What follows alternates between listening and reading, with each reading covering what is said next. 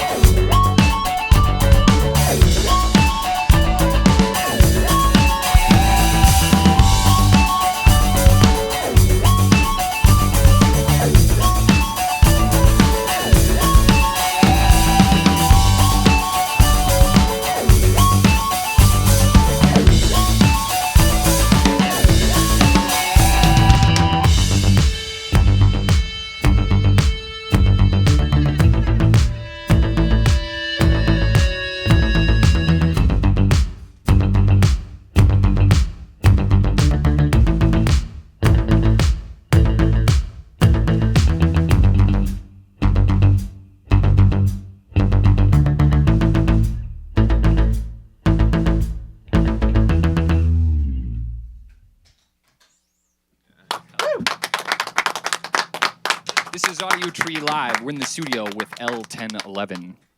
Thank you guys very much for coming out here, seriously, and hanging out with us. I've heard that you ran into some snow. Chris was saying that every little part of the country you've been in has snowed on you one recently. little spot of snow right where we are.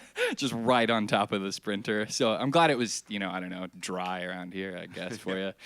So it's always so impressive to watch you guys perform, in videos or on the stage, whatever, because you're building the tracks as you're playing them. And I'm just curious is there a cheat sheet somewhere with like what all these loops are, how it's all organized, or how is it organized in your mind? Yeah. Okay. Yeah. Have you ever written it down, like each piece or anything like that? No, I don't think we've ever written anything down. Have we? I don't think so. I mean, it's pretty much, the only thing I can compare it to is maybe trying to solve a math problem. Okay, yeah. Like there is a solution, we just have to figure out what it is, and it takes a long time. Yeah. And there's a lot to remember, so we just have to practice. And we tour a lot, so usually when we start a tour, we make a lot of mistakes. And there's some train wrecks, but usually by mid-tour, we kind of have it together, muscle memory is kicking in. Yeah. We're only a couple shows into this tour, so I think we might have some mistakes on tap for you coming up.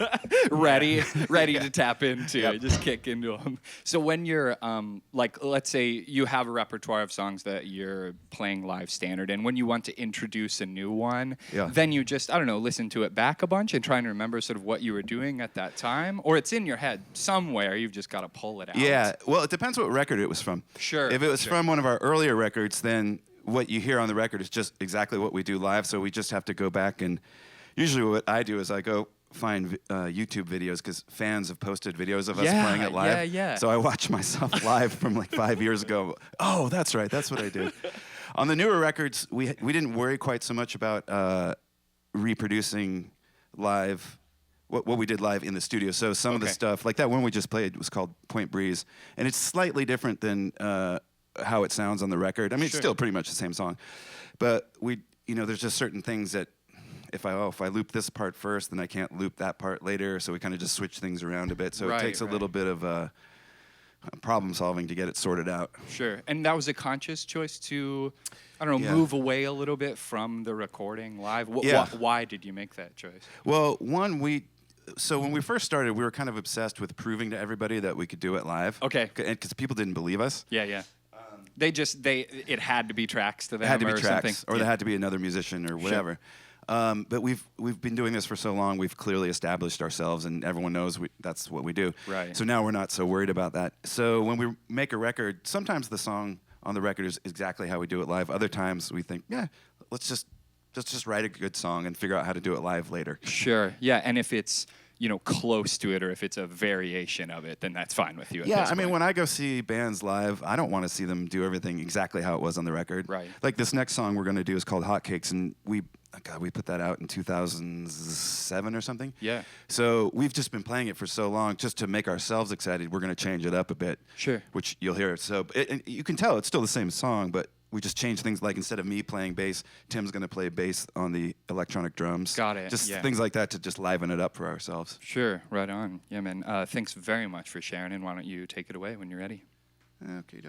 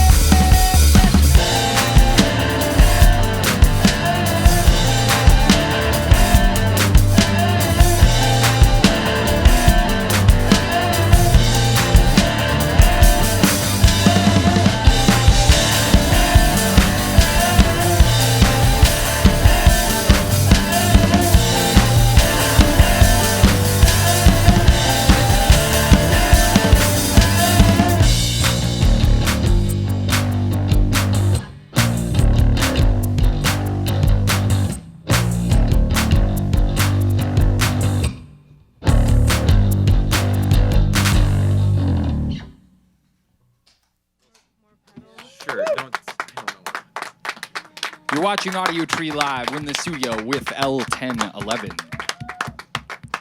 So you guys have been, well, at least putting out music together for 12 years, something like that, but probably known each other even longer. I'm curious what your tips are for just maintaining that partnership. I guess originally what I wrote was not breaking up, but I'm just curious, like how do you maintain that? Because you guys are about as intimately connected as you can as far as creative processes together, touring together, living together, essentially, right? Yeah. I don't know. It's kind of weird that we don't ever fight. Okay.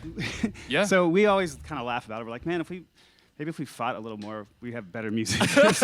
If you were angrier people in general or something. Yeah, exactly. So I don't know. I don't know. We just don't. You're right. Just don't break up. Yeah. That's pretty much it. That's a good way to keep a band together, is to not break up. Never to break up. It's really simple. Do you guys, do you agree on like simple things? Do you argue a lot about, I don't know, simple stuff like where you should go to dinner or something like that, or generally you just get along? Oh, yeah. I think we don't, and that's why we've been together for 13 years or whatever it is, because it's just, we're both pretty chill guys. Like, where do you want to get it? I don't care. Neither do I. All right. This place sushi? to work. All right. Yeah. We're not little bitches. So. Yeah, right on. Do you think that it helps having only the two of you, or possibly, a lighting person, other people with you, versus if you were 5 or something like that? Oh, definitely. Because, we've both been in other bands where there was 4 or 5 people or whatever, and you're kind of married to 4 other people. Yeah. Like you said, you're together all the time. So the potential for argument and tension is great. So sure. It's hard. It's kind of a miracle when bands stay together. Yeah, honestly, especially through like the ringer that the industry can put people through, right? And Sure. you guys have seen it evolve so much over time in negative and positive ways, right? What have you seen is the benefit of being a musician in 2016? Like, what's good about being a musician right now? What isn't good? I'm old enough to remember when you had to have a record deal to put out a record, and that was really hard. That sucked. And now you don't. Anyone can put out a record, really. Nobody may listen to it. Sure, but anyone can put it out. Yeah, the barrier to entry is virtually non-existent, and that's fantastic because for a band like us, we're doing really well. We're kind of a mid-level band, and we're happy. And if this was 30 years ago, whatever, I don't know if we had ever gotten out of Southern California because who'd want to sign this weird instrumental music, right? Right. Like Warner Brothers wasn't going to knock down our door to sign us, I don't think. Sure. Maybe, but so now we were able to put stuff out ourselves, promote it ourselves, and it's hard not having a big machine behind us with promotion.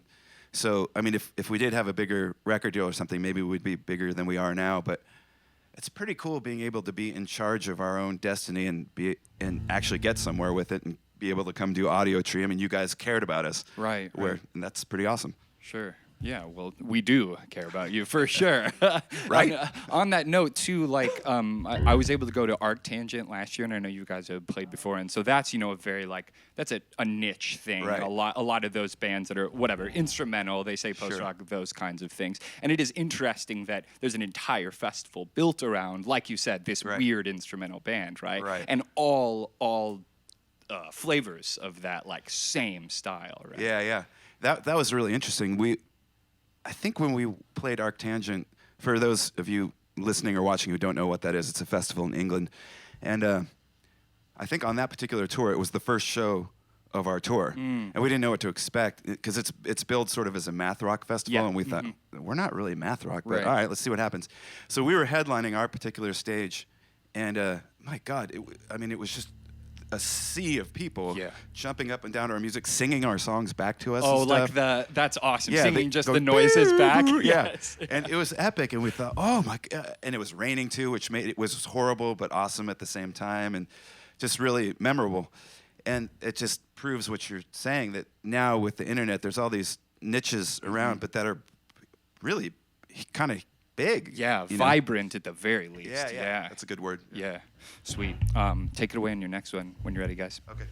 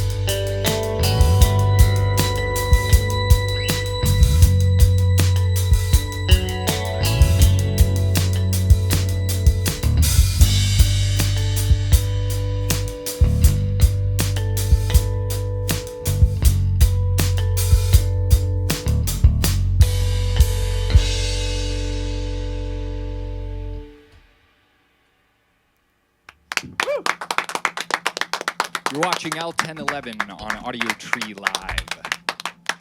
Before you guys take it away with your last one, I'm curious what other endeavors you're involved with outside of the band. I read that you were working on a novel. Is that truth? Your first one? Yes, my first novel.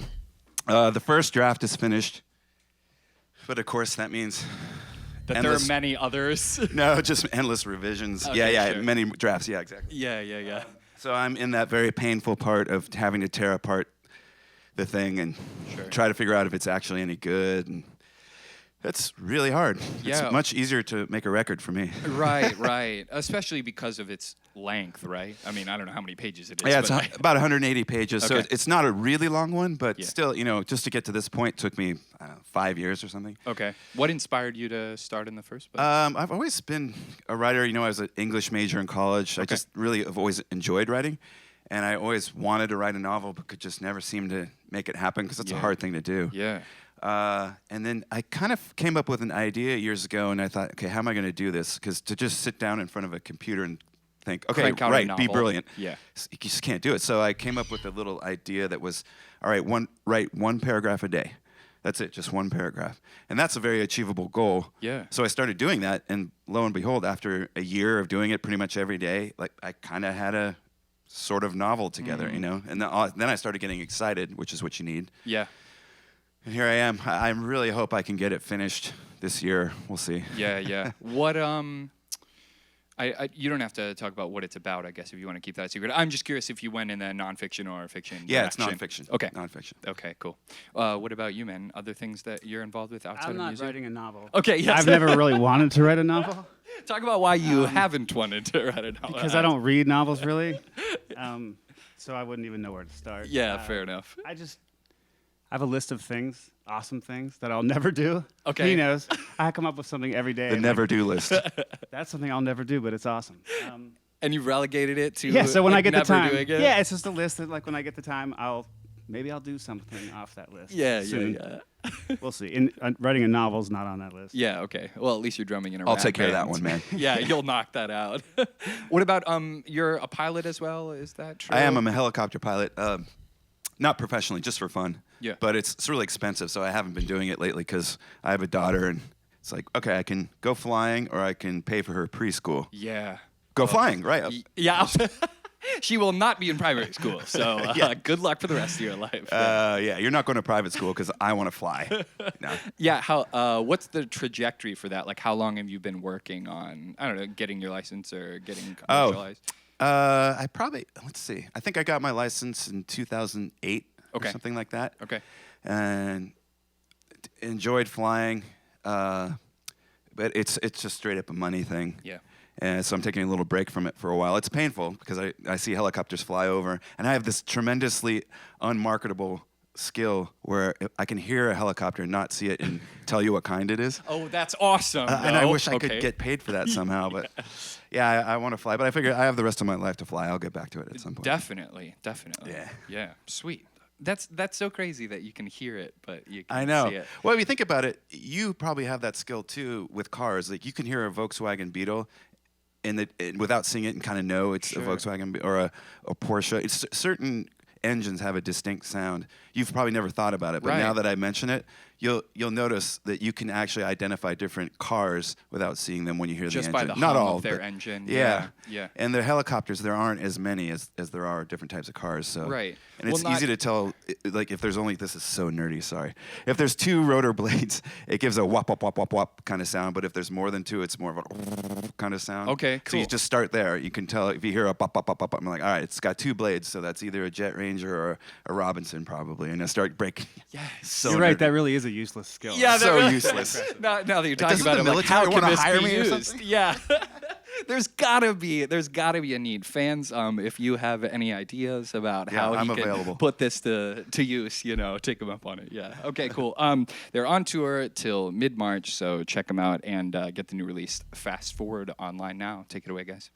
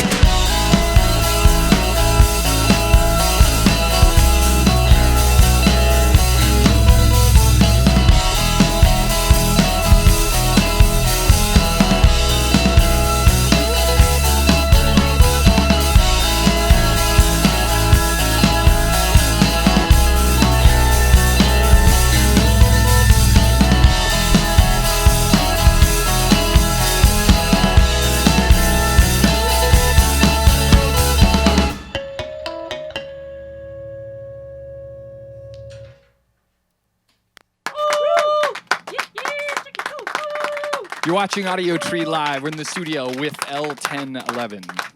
I love the insect-like clicking that's in that song. Like far, That's his fault. it's so cool. Thank you guys so much for performing for us. Thanks for having us. Yeah, absolutely.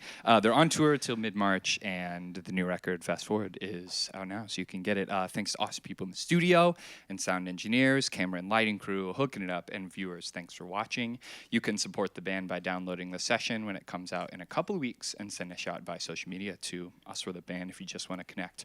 From all of us here at the Audiotree Studios, thanks for tuning in. Goodbye.